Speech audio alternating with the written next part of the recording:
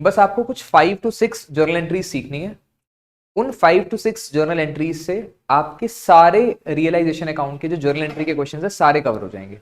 ठीक है, तो आज की क्लास में हम वो सारी जर्नल एंट्रीज सीख लेंगे। ठीक है, और ट्राई करेंगे कि रियलाइजेशन अकाउंट बनाना भी सीख लें।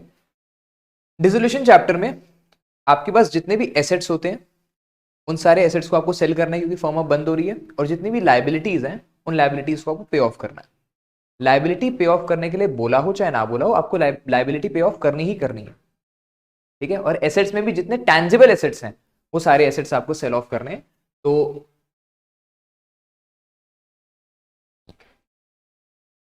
ये बैलेंस शीट है, बैलेंस शीट में लाइबिलिटी,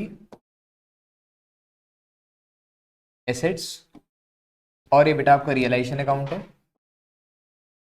सारे एसेट्स यहां ट्रांसफर होते हैं except cash and accumulated losses, and सारी लाइबिलिटीज यहां ट्रांसफर होती हैं except capital, accumulated profits and partners loan. इनको छोड़ के बाकी सारी लाइबिलिटीज जो हमको पे ऑफ करनी है, एक्चुअली क्रेडिटर्स एंड ऑल है, वो हमको यहाँ पे ट्रांसफर करना है, एसेट्स हमको यहाँ पे ट्रांसफर करनी है। ठीक है, चलो अब हाँ जी बोलो, बता देता हूँ। लाइबिलिटीज ट्रांसफर करनी है except Capitals,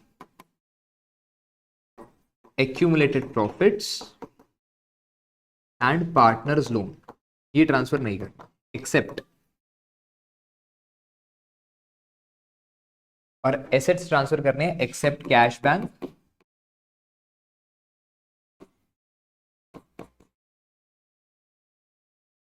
accept cash bank and accumulated losses.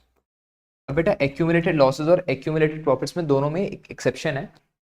यहां पे एक एक्सेप्शन है, गुडविल, गुडविल ट्रांसफर होती है, goodwill is accumulated loss, still it is transferred क्योंकि हम सेल कर सकते हैं।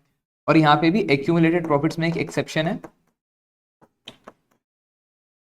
आईएफआर, इन्वेस्टमेंट फ्लक्चुएशन रिजर्व, ये भी इन्वेस्टमेंट बेचते टाइम हम यूज कर लेते हैं इसलिए भी यहाँ पे ट्रांसफर होता है। ठीक है, बाकी और कोई एक्यूमुलेटेड प्रॉफिट, जनरल रिजर्व हुआ या फिर WCR हुआ या फिर P&L का क्रेडिट बैलेंस हुआ, वो ट्रांसफर नहीं होता। और यहाँ पे भी एक्यूमुलेटेड लॉसेस में advertisement suspense and goodwill transfer होती है, एडवर्टीजमेंट सस्पेंस एंड P&L का डेबिट बैलेंस ट्रांसफर नहीं होता। ठीक है, तो चलो अब हम जर्नल एंट्रीज सीखते हैं। बहुत ध्यान से देखना जर्नल एंट्रीज, इस स्क्रीन पे आपको सारी जर्नल एंट्रीज कवर हो जाएंगी जो भी हमको डिसोल्यूशन चैप्टर में करनी है। सिर्फ 5 to 6 जर्नल एंट्रीज हैं, आओ देखेंगे ध्यान से।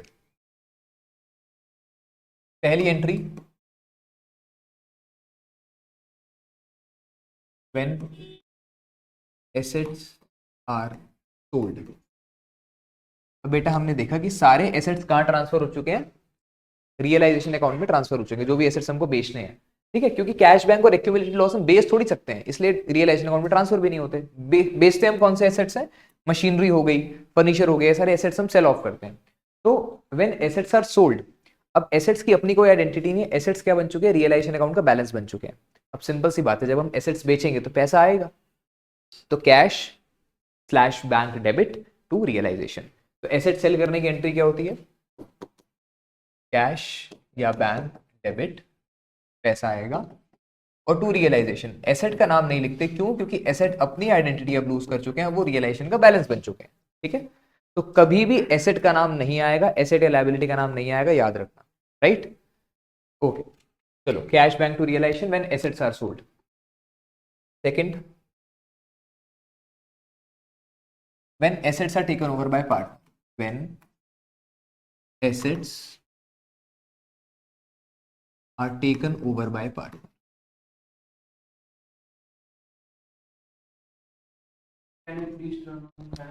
प्लीज नो एंड यार,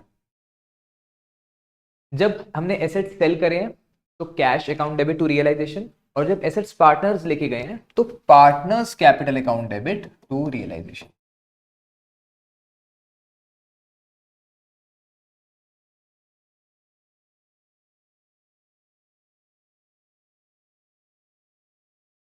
ओके,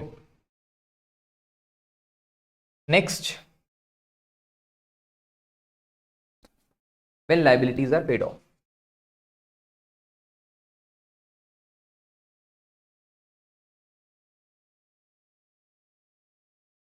अब जब लायबिलिटीज पे ऑफ करेंगे तो क्या एंट्री होगी, रियलाइजेशन टू कैश। ठीक है, फॉर एग्जाम्पल अगर हम क्रेडिटर्स को पे ऑफ करें तो क्रेडिटर्स को पे ऑफ करने की एंट्री क्या होती है, क्रेडिटर्स टू कैश ना, बट अब क्रेडिटर्स क्या बन चुके हैं, रियलाइजेशन का बैलेंस बन चुके हैं, सारी लाइबिलिटीज रियलाइजेशन अकाउंट में ट्रांसफर हो चुकी है, तो रियलाइजेशन टू कैश एंट्री होगी लाइबिलिटीज पे ऑफ करने की। But when partner is paying off the liability, when partner is paying off the liability, तो क्या एंट्री होगी, रियलाइजेशन टू एक्स। ठीक है, जब पार्टनर लाइबिलिटी पे ऑफ करेगा तो रियलाइजेशन डेबिट टू एक्स। ठीक है, हम एक्स को उतना अमाउंट देंगे जितना एक्स ने पे किया है। ठीक है, जब पार्टनर अपनी लाइबिलिटी पे ऑफ करता है ना, तब होती है एक्स को रियलाइजेशन।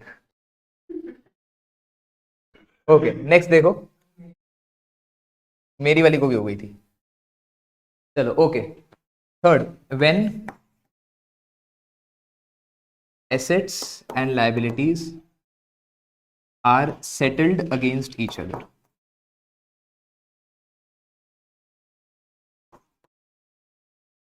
जब एसेट और लाइबिलिटी आपस में सेटल हो रहे हैं तो देयर इज नो एंट्री, कोई एंट्री नहीं होती। ठीक है,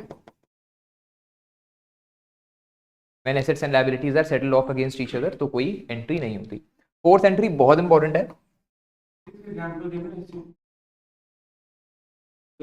बताता हूँ। हमारे पास एक फर्नीचर पड़ा था 20,000 का और हमारे पास क्रेडिटर्स से 20,000 के, तो क्रेडिटर्स को हमने पैसे देने थे, हमने क्रेडिटर्स को पैसे की जगह क्या दे दिया, फर्नीचर दे दिया, तो फर्नीचर हमारा सेल ऑफ भी हो गया और हमारी जो लाइबिलिटी थी वो भी खत्म हो गई, तो they are settled off against each other. नहीं, नो एंट्री लिखना है, मिस नहीं करना। नो एंट्री अगर आप मिस कर दोगे तो ये लगेगा कि आपको आता नहीं है, नो एंट्री लिखोगे तो नो एंट्री आंसर है अपने आप में। ठीक है, हाँ, इसकी एक्सप्लेनेशन लिखनी, रीजन लिखना है। this entry for this entry will not be passed because assets and liabilities are settled off against each other, ये लिखना है। ठीक है, क्योंकि अगर स्किप कर दोगे तो फिर तो ये माना जाएगा ना आपको आता नहीं है, तो नो एंट्री लिखना है, राइट। इतने एटिकेट्स ऑफलाइन क्लास में तो नहीं होते। Thank you thank you. चलो fourth, when firm pays on the behalf of partner. अगर कोई एक्सपेंस पार्टनर का था पर पार्टनर के बिहाफ पे फर्म ने पे किया है, बहुत इंपॉर्टेंट एंट्री है ये। एंट्री बहुत अनयूजुअल भी है, पूरे बुक में सिर्फ 2-3 जगह पे एंट्री यूज हो रही है, तो ध्यान से देख लो। When firm pays on the behalf of partner, जब पार्टनर के बिहाफ पे फर्म ने पेमेंट करी है तो एंट्री होती है partners capital account debit to cash, क्योंकि कैश तो जा ही रहा है हमारे पास से, हम पे कर रहे हैं, फर्म पे करी, कैश तो जा ही रहा है, और पार्टनर से हम ये कैश लेंगे बाद में जाके, क्योंकि ये एक्सपेंस तो पार्टनर का ही था। तो ये 4 एंट्रीज आपको याद रखनी है। इसके अलावा, हाँ जी, इसके अलावा रेम्यूनरेशन की भी यही वाली एंट्री होती है। When partner is paying off the liability, remuneration की भी यही एंट्री होती है, जब हम पार्टनर को, यस, तो रेम्यूनरेशन की भी यही एंट्री होती है, realisation to X, right, realization to partner. तो ये 1 2 3 4 5 और ये 6 एंट्रीज अगर आपको याद है तो इसके बाहर कोई एंट्री नहीं होती रियलाइजेशन अकाउंट में। अब लास्ट है, कितनी कैटेगरीज हो गई थी हमारी, 4। फिफ्थ कैटेगरी पार्टनर्स लोन की। पार्टनर्स लोन रियलाइजेशन अकाउंट में ट्रांसफर नहीं होता, इसलिए पार्टनर्स लोन पे ऑफ करते टाइम रियलाइजेशन का जिक्र नहीं होता। पार्टनर्स लोन, अगर हमने पार्टनर का लोन पे ऑफ करना है, पार्टनर का लोन पे ऑफ करना है तो एंट्री होती है एज लोन टू कैश, और अगर हमने पार्टनर से लोन रिसीव बैक करना है, हमने लोन दिया हुआ था, तो एंट्री होगी cash to as loan. Bank से लोन लेना तो बेटा सिंपल लायबिलिटी है ना, ठीक है, वो तो रियलाइजेशन टू कैश ऐसी पे होगी, ये वाली। बेटा फॉर्म बंद करते टाइम हम लोन थोड़ी लेंगे, ठीक है, फॉर्म बंद करते टाइम तो लाइबिलिटीज हम पे ऑफ करते हैं। हमने अगर पहले लोन लिया हुआ तो उसकी एंट्री हम क्यों करेंगे, अब तो फॉर्म बंद कर रहे हैं ना, तो हमको लोन पे ऑफ ही करना है। When liabilities are paid off relation to cash. Bank loan तो सिंपल पे होगा relation to cash, but partner का लोन उसी के नाम से पे होता है, एज लोन टू कैश, या फिर अगर लोन रिसीव बैक करना है, हमने दिया हुआ था, तो कैश टू एज लोन। ठीक है, illustration 5, page number 7.9। Pass journal entries for the following on dissolution of the firm when assets and outside liabilities are transfer to realization account. ठीक है, एसेट्स और लायबिलिटीज रियलाइजेशन अकाउंट में transfer हो चुकी है, अब हमको एसेट्स सेल ऑफ करने हैं एंड लायबिलिटीज पे ऑफ करनी है। पहली entry, Paras took 50% of the stock at a discount of 20%। Stock in the balance sheet before dissolution was 4 lakh. ठीक है, 4 लाख का स्टॉक था, पारस 50% ऑफ द स्टॉक लेके गया, मतलब 2 लाख का स्टॉक लेके गया, कितने के डिस्काउंट पे? 20% के डिस्काउंट पे, डिस्काउंट 20% का। तो पारस 2 लाख का स्टॉक लेके गया 20% के डिस्काउंट पे, 2 लाख का 20% 40,000, मतलब पारस 1,60,000 का स्टॉक लेके गया है। Illustration 5, first entry, partner is taking over the assets, तो पारस टू रियलाइजेशन 1,60,000, नहीं आसान है। और इसी एंट्री की दूसरी जर्नल एंट्री बनेगी, जो बचा हुआ स्टॉक है, cash to realization 40,000, 4 lakh, sorry 2 lakh, 2 lakh, 2 lakh, 2 lakh. बताता हूं कैसे, बता रहा हूं बेटा। एग्जैक्टली वो बेचना है, जो डिस्काउंट है वो तो डिस्काउंट हो गया ना। जो 4 लाख में से 2 लाख का स्टॉक बचा हुआ है वो हमने सेल ऑफ किया। ठीक है, टोटल स्टॉक 4 लाख का था, डिस्काउंट बता इस पे पारस लेके गया डिस्काउंट पे। ठीक है, टोटल 4 लाख का स्टॉक था, 2 लाख का स्टॉक हमने कैश में सेल कर दिया, एंड जो बचा हुआ 2 लाख का स्टॉक था वो पारस लेके गया 20% के डिस्काउंट पे। राइट, हाँ जी। नेक्स्ट सेकेंड एंट्री, डेटर्स 2,64,000 के हैं, प्रोविजन 24 का दिया है एंड 48,000 के डेटर्स बैड हो गए हैं। तो प्रोविजन का आपको कुछ भी नहीं करना होता, सिंपल आपको क्या करना है, डेटर्स में से बैड डेट्स माइनस करने हैं and you will get the answer. Debtors 2,64,000 के माइनस 48, 2,16,000 के डेटर्स बचेंगे, वो आपको रिसीव करना है। हाँ जी, देखो मैं आपको बताता हूँ, अब आपकी फर्म ना बंद हो रही है। ठीक है, फर्म आपकी डिसॉल्व हो रही है, अब प्रोविजंस रिजर्व्स अब किसी काम के नहीं है। ठीक है, प्रोविजन और रिजर्व्स आपको सिर्फ लाइबिलिटीज सेट ऑफ करने में काम आएंगे। ठीक है, आपको सिर्फ ये देखना है कि आपको पैसा कितना रिसीव हो रहा है डिसोल्यूशन के टाइम पे। प्रोविजन को रियलाइजेशन में ट्रांसफर करते हैं। ठीक है, जब हम देखेंगे बड़े क्वेश्चंस तो प्रोविजन को रियलाइजेशन में ट्रांसफर करते हैं। ठीक है, तो जितना हमने रिसीव किया वो नेट प्रॉफिट या लॉस कैलकुलेट हो जाता है अपने आप। यहाँ पे हमको सिर्फ कैश रिसीव करना है, तो प्रोविजन नहीं देखना, debtors minus bad debts, cash to realization 2,16,000।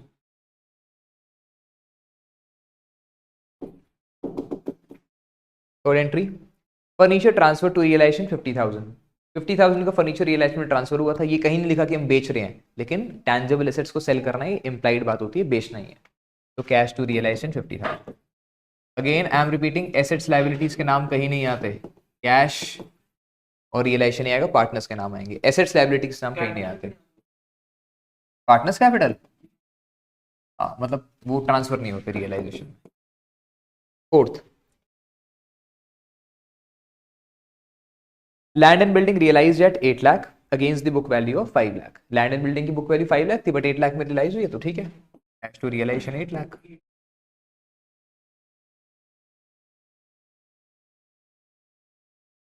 Fifth part ध्यान से देखना, machinery transfer to realization account of 6 lakh which was given to a creditor at a discount of 20%। हमने मशीनरी क्रेडिटर को दे दी, तो एसेट्स एंड लायबिलिटीज आपस में सेट ऑफ होगी, तो नो एंट्री। फिफ्थ का आंसर है नो एंट्री। ठीक है, नो एंट्री आपको लिखना जरूरी है, तभी पता लगेगा कि आपको एंट्री आती थी। हाँ जी, हाँ रीजन लिखना भी इंपॉर्टेंट है। ठीक है, entry journal entry for this part will not be passed because assets and liabilities are settled off against each other. Sixth, investments transfer to realization account was 60,000। Investments transfer to realization account में 60,000 की, तो same cash to realization 60,000।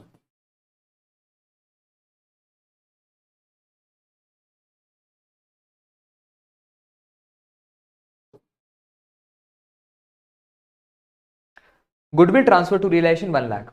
बाकी सारे assets जब realisation में transfer हुए थे तो हमने उनको इंप्लाइड था कि बेचा था, बट गुडविल को नहीं बेचना। क्यों? जब तक बोला ना जाए तब तक गुडविल को नहीं बेचना, because it is a intangible asset, उसकी फिजिकल एग्जिस्टेंस नहीं है ना। तो जब तक हमें उसकी वैल्यू नहीं बताई होगी कि कितने में सेल हुआ है, हम सेल नहीं करते हैं। पेटेंट्स की बुक वैल्यू 50,000 थी, बट वो रियलाइज हुए 25 में। पेटेंट्स भी इंटेंजिबल एसेट्स है, बट बताया है कि 25 में रियलाइज हुए, तो cash to realization 25,000। Investment transfer नहीं होती, इन्वेस्टमेंट फ्लक्चुएशन रिजर्व ट्रांसफर होता है, ये बोला था।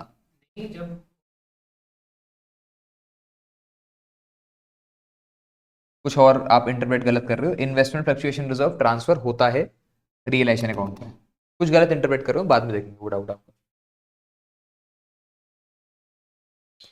ओके, तो seventh part, cash to realization 25,000। Accrued income और प्रीपेड एक्सपेंसेस ये भी इंटेंजिबल एसेट्स हैं, ये रियलाइज नहीं हो रहे, इसलिए कोई एंट्री नहीं होगी, no entry will be passed. ठीक है, इलस्ट्रेशन 6, ठीक है, कुछ एंट्रीज हैं, ओरल डिस्कस कर रहा हूं मैं, जहां मुझे जरूरत लगेगी लिखने की लिख लेंगे एंट्रीज को।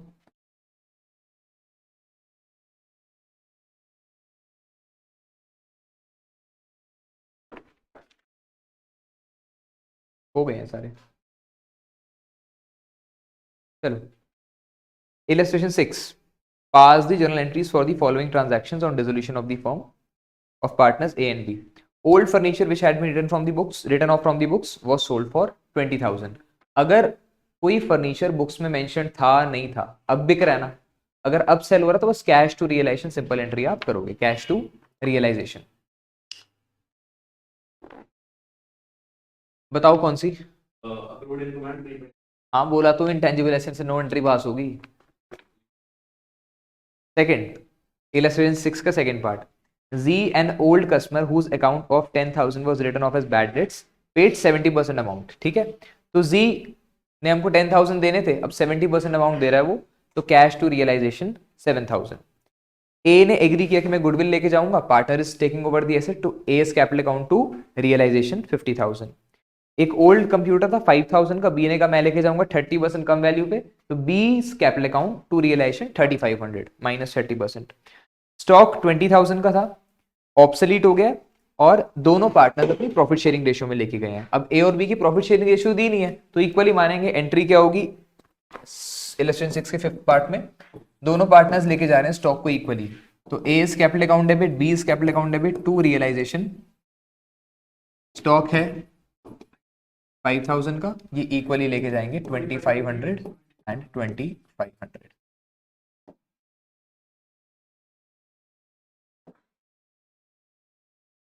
एक मिनट, 25,000 नहीं 100।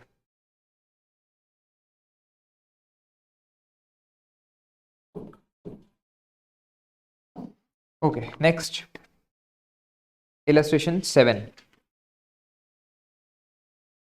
रियलाइजेशन एक्सपेंसेस हुआ 10,000। ठीक है, तो एक्सपेंसेस पेड ऑफ की एंट्री करनी है, realisation to cash 10,000। Realisation expenses of 5,000 were paid by Taran a partner. ठीक है, तो liability is paid off by the partner, realisation to Taran. Realisation of 5,000 were paid by the firm on the behalf of Madan, important entry है, star कर लो।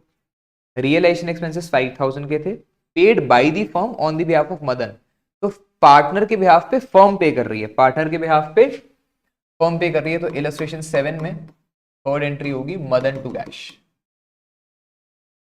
Madan to cash 5,000, क्योंकि ये expense हमको मदन से लेना है और अभी हमने कैश दे दिया है। नेक्स्ट एंट्री बिल्कुल सिंपल एंट्री है, कंटेंट लंबा लिखा हुआ है बट एंट्री बिल्कुल सिंपल है। Pawan a partner was paid remuneration of 20,000। अब रेम्यूनरेशन देने की एंट्री होती है realisation to Pawan, realisation to Pawan.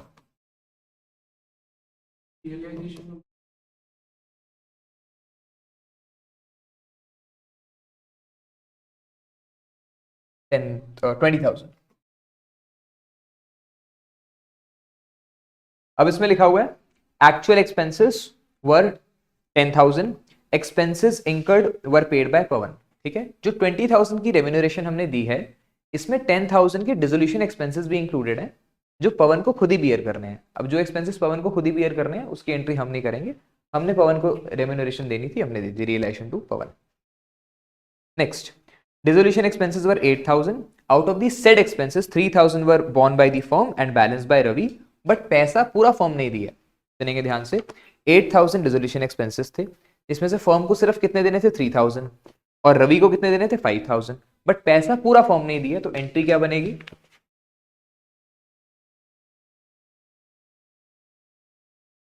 Realisation में आएगा 3000 जितना फर्म ने देना था, रवि में आएगा 5000 जितना रवि को देना था, और 2 कैश, क्योंकि पूरा फर्म नहीं दिया इसलिए कैश 8000 से कम होगा, और 5000 हम रवि से बाद में ले लेंगे, हमने डेबिट कर दिया उसको। हाँ जी बेटा, हम एक्सपेंसेस का नाम कहाँ मेंशन कर रहे हैं? फर्स्ट एंट्री क्या थी? Realisation expenses were 10,000। हमने एक्सपेंसेस टू कैश करा, उसको नहीं करा ना, रियलाइजेशन टू कैश करा। हम सारे एक्सपेंसेस और इनकम्स को रियलाइजेशन में ही ले रहे हैं, ठीक है, लास्ट अकाउंट मेंटेन कर रहे हैं फर्म का, फर्म बंद हो रही है। Realization expenses of 5,000 were to be borne and paid by Karan a partner. Realization expenses borne भी करण नहीं करने हैं और पे भी करण नहीं करने हैं, तो इसकी हम कोई एंट्री नहीं करेंगे, ठीक है, स्टार कर लो इसको भी। बॉर्न भी करण नहीं करने हैं और पे भी करण नहीं करने हैं, तो हम इसकी कोई एंट्री नहीं करेंगे, right, no entry will be passed, क्योंकि इसमें फॉर्म का कोई रोल ही नहीं है। Seventh, Manoj a partner was paid a remuneration of 10,000, तो रियलाइजेशन टू मनोज, मनोज को 10,000 रुपीज देने हमने। Dev a partner is paid a remuneration of 15,000 for dissolution of the firm, Dev को 15,000 देने हैं, तो रियलाइजेशन टू देव। अब बेटा 8th एंट्री में ध्यान से देखेंगे, आपको फुल स्टॉप के बाद एक और एंट्री दी है, फुल स्टॉप जहां पे लगा हुआ है वहां पे एक आप लाइन खींच लो, क्योंकि दोनों एंट्रीज आपस में इंटरकनेक्टेड नहीं है, ठीक है, बिल्कुल इंडिपेंडेंट एंट्रीज है। देव को रेम्यूनरेशन देनी है, दे दी, रियलाइजेशन टू देव। जो नेक्स्ट एंट्री बिल्कुल अलग है, realization expenses of 8,000 were paid by the firm, तो रियलाइजेशन टू कैश, कोई कनेक्शन नहीं है दो एंट्रीज में, अलग अलग एंट्रीज है। 9th, realization expenses of 5,000 were borne by Pavit, a partner, however it was paid by Hitesh, ठीक है, तो वो एक्सपेंसेस पवित ने बॉर्न करने थे, बट पे किसने किए? हितेश ने, तो पवित से लेके हितेश को दे देंगे। Last entry 9th entry, Pavit to Hitesh,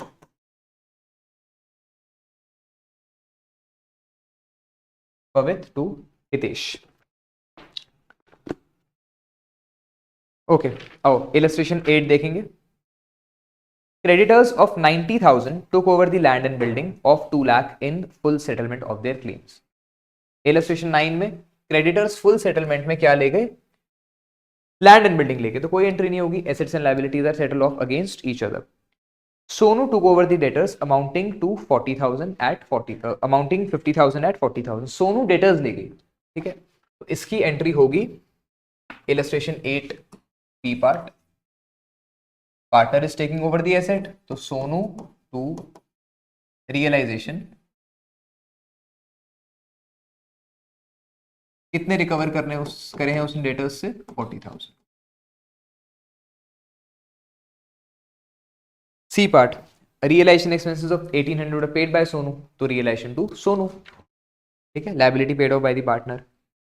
D part, a machine which was not recorded in the books were taken over by Meta at 11,000 while its expected market value is 15,000, तो expected market value कुछ भी हो, अभी जितना recover हुआ हमें तो वही अमाउंट लिखना है, तो Mita to realization, partner is taking over the asset, partner to realization, Mita to realization 11,000। Journal entries के क्वेश्चंस आगे आप तभी देखना वीडियो में, जो स्टार्टिंग में जर्नल एंट्रीज कराएंगे वो याद हो जाए, ठीक है, तभी फायदा है वीडियो देखने का आगे। सोनू एग्रीड टू पे ऑफ हिज वाइफ्स लोन, ठीक है, अगर पार्टनर के किसी भी रिलेटिव ने, वाइफ ने, फादर ने, सन ने, ब्रदर ने लोन दिया है, तो वो आउटसाइड लायबिलिटी है, उसको बिल्कुल हम नॉर्मल लायबिलिटी की तरह ट्रीट करेंगे। अब सोनू अपनी ही वाइफ का लोन पे कर रहा है, तो लायबिलिटी पे ऑफ की एंट्री होगी, liabilities paid off by the partner, realisation to Sonu.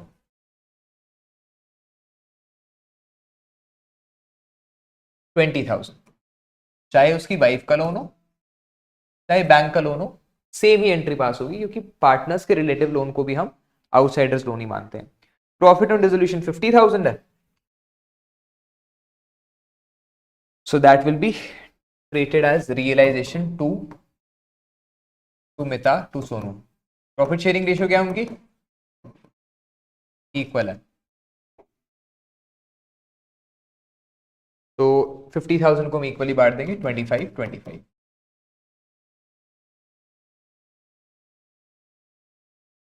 चलो बाकी एंट्रीज के लिए और रियलाइजेशन अकाउंट के लिए मिलते हैं हम नेक्स्ट वीडियो में।